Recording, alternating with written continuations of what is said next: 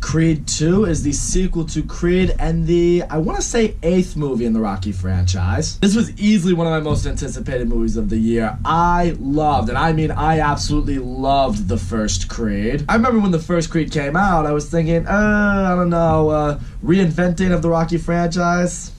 We'll see how it goes. And then I saw it and I was like, holy fucking shit, that was amazing. I went so far to say Creed is one of the best sports movies I have ever seen, and I stand by that. In fact, it was my favorite movie of 2015.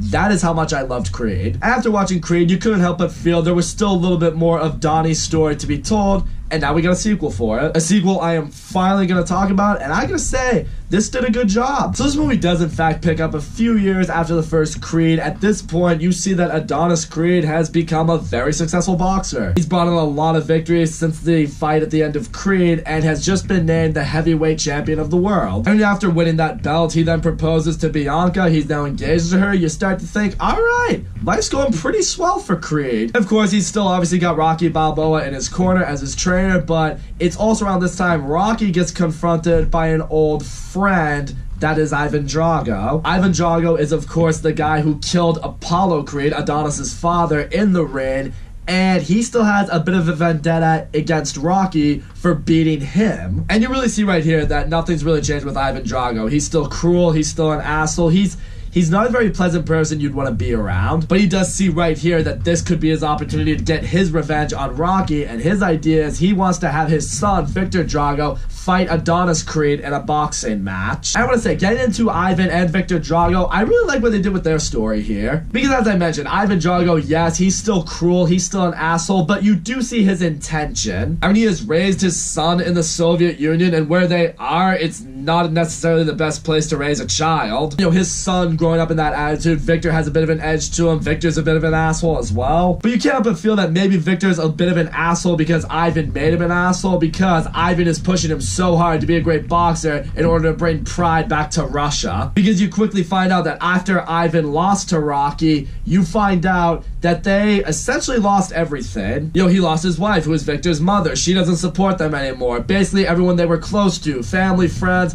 none of them really supported them after the loss. And now that Viktor's becoming a big deal, now that Viktor is going to fight Donnie, now they're a big deal again, and now people want to be around them again. I like seeing Viktor's perspective in all this. I mean, he tries to tell Ivan, he's like, Dad, these people don't give a shit for us. These people are here because we're about to become big. They didn't stand by us when we had nothing. Aren't those the people who matter most? But obviously, the second Creed finds out that, you know, the son of the man who killed his father wants to fight him, of course he wants to jump right into it. He's like, yeah, let's go. Let's have a fight. Let's get the deal done. But what I love seeing here is you see Rocky again turn on that kind of father figure mode to him. Because, you know, as we know in the last movie, Rocky's more than just a trainer to Donnie. He's basically a father figure to him at this point, because he didn't have a father in his life, you know? You really feel like it's moments like here where Donnie really needs Rocky. And I love what Rocky tries to tell Donnie. He's like, this guy you're going up against, he's not like anything you ever faced before. He came from nothing. He has absolutely nothing in his life to lose. You have everything to lose. You know, Rocky tells Donnie, like, this is a fight you're trying to rush into. I don't think you're ready for a fight like this. I mean, this is a fight that could seriously get you hurt. You just found out that Bianca is pregnant. You have a family on the way. You have stuff to live for.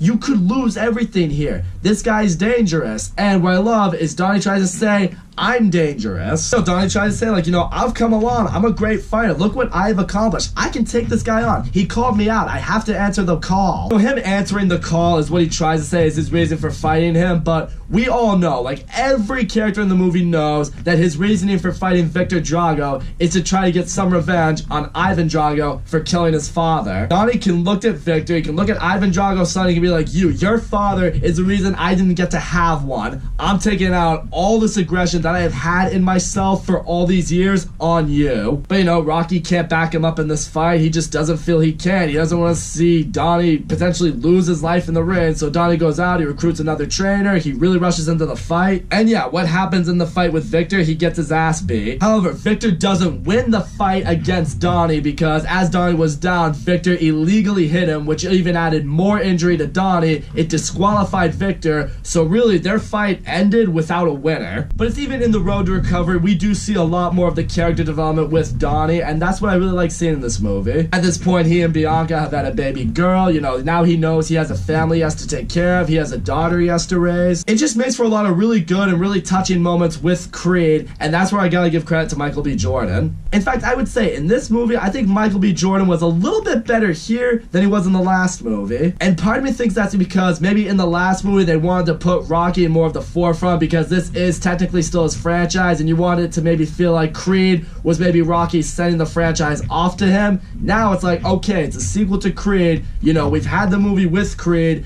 Now Michael B. Jordan can be more of the forefront. Now he can take on more of the responsibility. I felt like he was able to do that here, and he did a great job. But even still, it is right here in this moment that Adonis Creed has been able to realize through his recovery, through having a baby, that he knows more about what it truly means to fight. You know, he realizes what he really should be fighting for right here. And it's when he tells that to Rocky, you know, gives him that look. It's like, that's the answer I needed from you. Now I will train you for a rematch with Viktor Drago. So yeah, now that the rematch is set, Rocky needs to get Donnie ready for the fight, so he's got him going through ridiculous training. I gotta say, I really like the training montage they have in this movie, especially for the rematch leading up to Viktor Drago. So Rocky just brings Donnie to basically the middle of the desert. He just has him doing everything he can have him do in the blistering heat, really trying to build his stamina and his endurance. I will say, it's not as cool as the training scene in the first Creed where Donnie's just running through the streets of Philly and the guys on the dirt bike are just following him and cheering him on, because that scene was epic. Don't get me wrong, this training scene was cool too, but it wasn't that. So yeah, now we get to the rematch, except this fight is going to be in Moscow, so now Donnie doesn't have home field advantage necessarily against Drago. I really fucking love Donnie's entrance into the ring though. You know, Bianca comes out, she's like sitting the entrance song for him, and he's just following her into the ring. It was an absolute beast entrance, and just seeing Bianca lead him out and singing for him, I'm just like, yeah,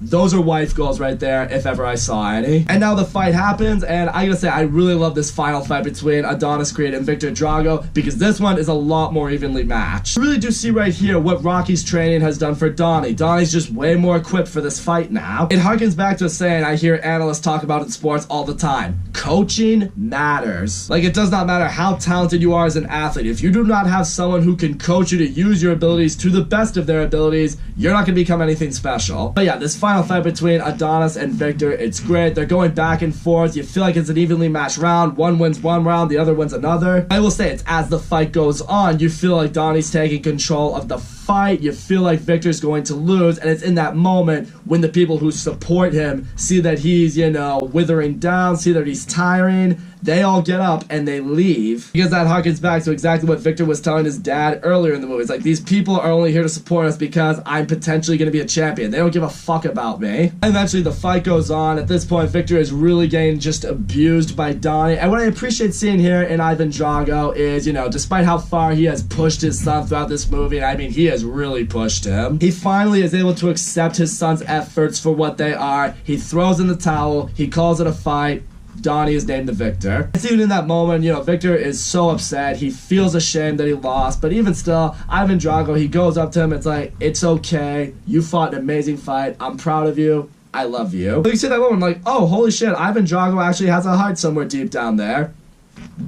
Good for him. Like, somewhere deep down inside, he's actually a dad. And now at the very end of the movie, Adonis, Bianca, and their daughter, they visit Apollo Creed's gravesite. You know, you feel like at this point, Donnie makes peace with his dad. Rocky even reunites with his son and his son's son, who he now gets a chance to meet. And Ivan and Viktor are back in Moscow just training together because they're finally actually a father-son relationship. Yeah. So all in all, I thought Creed 2 was a really good movie and a very worthy sequel to Creed. Michael B. Jordan was great in this movie. I love seeing Adonis Creed's story throughout this movie about, you know, what it truly means to want to fight someone, to essentially want to fight for the right reasons. Donnie and Bianca, once again, their relationship in this movie is great. I love essentially seeing them become a family together. Sylvester Stallone, once again, kills it as Rocky. He's not as good in this one as he was in the last one. I mean, he's definitely not going to get an Oscar for this one because he didn't in the last one because he got fucking robbed. But I will say, I do appreciate him taking the step back and letting Adonis Creed be the forefront of this movie. Granted, not that he wasn't in the last movie, but more so in this movie, I should say. I like the story with Ivan and Viktor Drago. I like seeing them training, why they're fighting for what they're fighting for. I will say this though, is it as good as the first Creed? No. Granted, the first Creed being, in my opinion, one of the greatest sports movies of all time, I didn't think it was going to be. I mean, like I mentioned earlier, I really like the training scenes in this movie, but they're not as good as the ones in the first Creed, notably that one in particular that I mentioned. The fight scenes in this movie, when they happen, they are absurdly entertaining. I will say, I don't think the end fight between Creed and Drago is as good as the fight between Creed and Conlon in the last movie. And also, there's no fight in this movie that's filmed in entirely one shot like one of the fights were in Creed. That was ridiculous. I was really hoping we get to see more of something like that, because that was so impressive to see in the first one. But like the first Creed, this movie did have a lot of heart, but I will say this one is a bit more predictable. But in the end, Creed 2 was a great movie. I'm very happy it ended up being the sequel that it was, because it's a very worthy sequel to Creed.